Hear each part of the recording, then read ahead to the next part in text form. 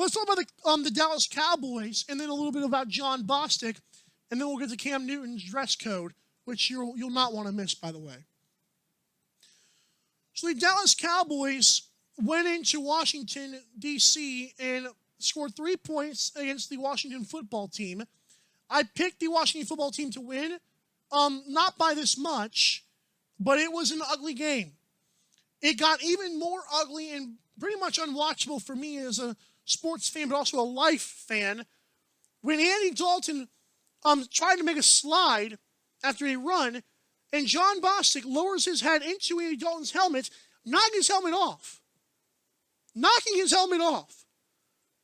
People were wondering if Andy Dalton would have to be stretchered off. Thankfully, it was just concussion, but just concussion, I mean, is that what it's coming to? Oh, it's just a little dinger, right? We're going back to that now? That was pathetic, in my opinion. So before I get to the Cowboys' issues, Jon Bostic was not even suspended. And that was completely unfair of the NFL. I have said this before, and it's well known. The NFL is a reactionary league. If Jon Bostic's hit had been more publicized by more people than just Cowboys fans, Skip Bayless, I believe the NFL will react in a different way. But this is another example of a very poorly and pathetically run league. There should be no place in the game for people who have one goal, and that's not to win, but to take somebody out. And I will say this again to the Greg Williams supporters of the Jets. You know, the Bounty Gate guy? What game with a ball is the objective to hurt somebody and not score? I just want to know what the sport is called, because I would love to not watch it. Oh, wait, it seems like it's the NFL. It's not right. You can say, oh, it's a physical, tough game. Stop that. Stop sugarcoating what these idiot thugs are doing. And no, I'm not calling every single player a thug. That would be stupid.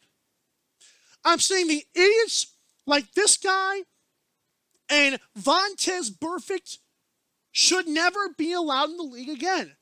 This was not an accident. It was intentional. There's no place for the game that kids grow up playing. What are you teaching your youths? I feel like a broken record. What am I supposed to do? Am I supposed to go into a game saying, well, dang, if Andy, I'm going to say, I picked Washington to win this game. But if that was Dak Prescott, the NFL reacts differently.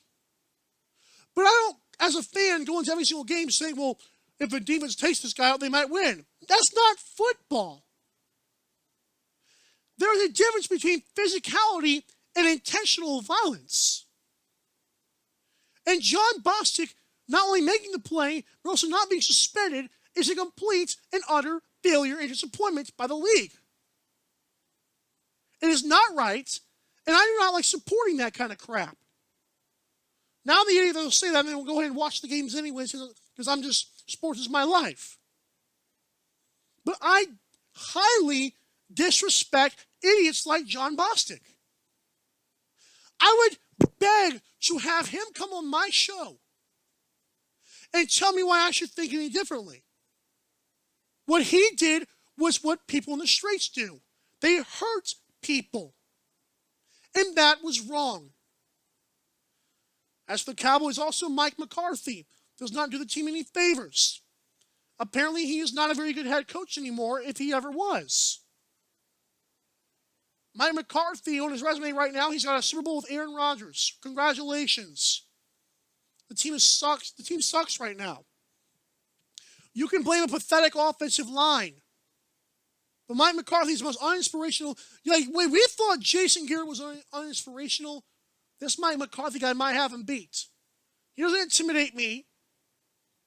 There are some coaches out there that I could say, okay, well, that guy might be able to get in my grill, and I would say, okay, yes, sir, no, sir. Mike McCarthy is not that dude. He's exactly what Jerry Jones wanted. And I'm sorry to Cowboys fans. That's just how it is. I told you guys Dak Prescott was having a great year, and Andy Dalton would not continue this. Maybe Andy Dalton will play next week. It doesn't take away from what I said about Jon Bostic or his idiot crap that he did.